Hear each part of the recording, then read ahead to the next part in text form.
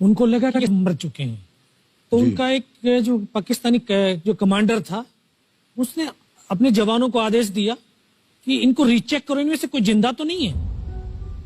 तो उनके पाकिस्तान के 2 सैनिक आए, आकर के हमारे जवानों के शरीर के अंदर गोलियां दागने लगे। तो मैं बेहोश था, लेकिन इतना बेहोश नहीं था कि उनको सुन ना सकूं या देख ना सकूं।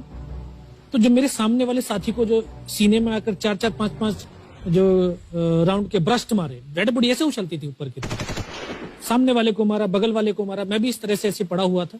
उसने फर्स्ट में यहाँ पर ब्रस्ट मारा, फिर मेरे पैर में क्या चाहते हैं? उसको मैं देख रहा हूँ कि धुआं निकल रहा है, लेकिन उस गोली की पीड़ा को चुपचाप पड़ा सहता रहा। उनको यकीन हो गया कि मुझसे कोई जिंदा नहीं। फिर बहुत गालियां दी, बूट की ठोकरें मारी।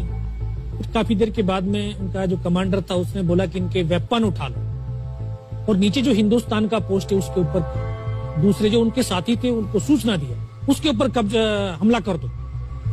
फिर ये आवाज भी सुनी तो मुझे लगा कि यार आज तो मेरी पूरी टीम खत्म हो जाएगी। दोबारा से उसके साथी आए, पाकिस्तान के सैनिक आए, और हमारे जवानों के शरीर के अंदर गोलियां दागने लगे। उन्होंने फिर उसी रोटेशन से गोली मारी। पर जब 1 कदम आगे गया तो उसने राइफल मेरी सीने की तरफ तानी। तब मुझे लगा यार अब नहीं बचूंगा।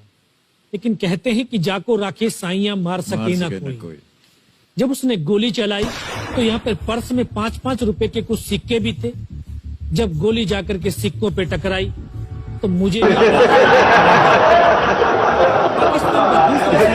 आकर के मेरा AK-47 उठाया और वापस मुड़ा तो उसका पैर मेरे पैर से टकराया हो। तब मुझे लगा कि यार मैं तो जिंदा हूँ। तब मेरे पास एक हैंड ग्रेनेड था, मैंने उसको पिन निकाली और उसके ऊपर ऐसे फेंका तो कोट के अंदर हुड लगे हुए, हुड के अंदर वो गिरा जी। उसने तुरंत पीछे की तरफ मुड़ के देखा, पीछे तो कोई मूवमेंट था नहीं। तो जब तक वो ग्रेनेड को निकाल पाता ग्रेनेड फट गया।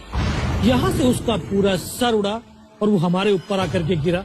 जो पाकिस्तान के दूसरे सैनिक थे उनमें खलबली मची कि इनमें से कोई जिंदा है, कुछ बोले जिंदा नहीं, नीचे से रिइंफोर्समेंट आ गई।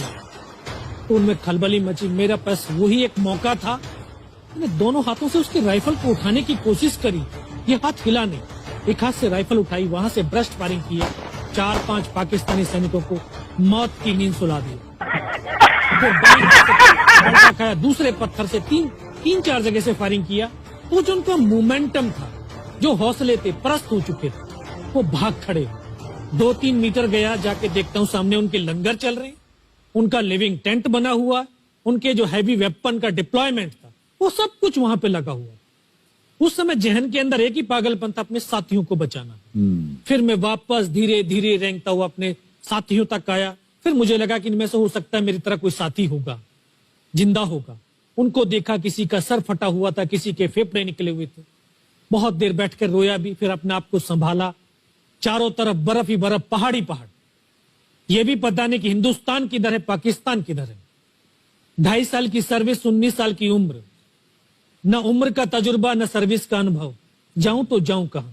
मैं बहुत 500 मीटर लगभग नीचे रोल करता हुआ आया और अपने साथियों जो नहीं चढ़ पा रहे थे दुश्मन की भारी फायरिंग की वजह से, वहां तक पहुंचा। फिर उनको उन्होंने मुझे पकड़ा, वो फर्स्ट एड दिया।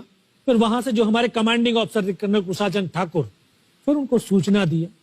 तो ये लगभग 1:30-2 बजे का समय था। वहां से फिर कमांडिंग ऑफिसर तक मुझे, यारा जी ऐसी शुगर मेला लगाए रखो, बड़ा अच्छा काम कर रहे हो।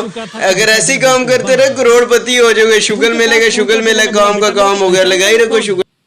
बस अब आवाज सुनाई दे रही है। बोला मैं तेरा commanding officer colonel Kushal Chand Thakur. मैं जय हिंद साहब, बहुत तेज सर्दी लग रही है। तो उनका जो लिविंग टेंट था उसमें के अंदर लेटाया, 3-4 स्टॉप जलवाए, थोड़ी सी गर्मी महसूस हुई। मैं साहब थोड़ा सा पानी पिला दो। बोला ठीक है पानी पिलाते हैं। तभी डॉक्टर साहब आए गए, उन्होंने ग्लूकोज की बोतल पिलाई, थोड़ी सी एनर्जी महसूस हुई। उन्होंने बोला बेटा कुछ बता सकता हूँ? मैं कहा सब बता सकता हूँ। तो उनको बताया कि सर ऊपर ये घटनाक्रम हुआ है और ये वहां की इंफॉर्मेशन है। तो लास्ट में उन्होंने बोला कि बेटा जवान की रिक्वायरमेंट क्या है? मैं कहा साहब जवान की रिक्वायरमेंट अम्निशन और फील्ड पट्टी की है। बोला खाने के लिए नहीं चाहिए, सब भूख नहीं लगती। बस इतना कहते कहते तभी डॉक्टर ने कौन सा इंजेक्शन लगाया, फिर मुझे पता नहीं कहां पर हूं। फिर होश आया 3 दिन बाद, देखा ऊपर पंखा चल रहा है। पता चला कि 92 बेस हॉस्पिटल श्रीनगर, और वहीं से मुझे बेस हॉस्पिटल दिल्ली रेफर कर दिया और 16 महीने तक उस हॉस्पिटल में मैं रहा। 16 महीने तक आपका इलाज चलता रहा? जी। और वहीं पर हॉस्पिटल में ही मुझे पता चला कि 15 अगस्त 1999 को जब ये परमवीर चक्र का जो अनाउंसमेंट हुआ तो वो वहां पर ही मुझे पता चला। या सर।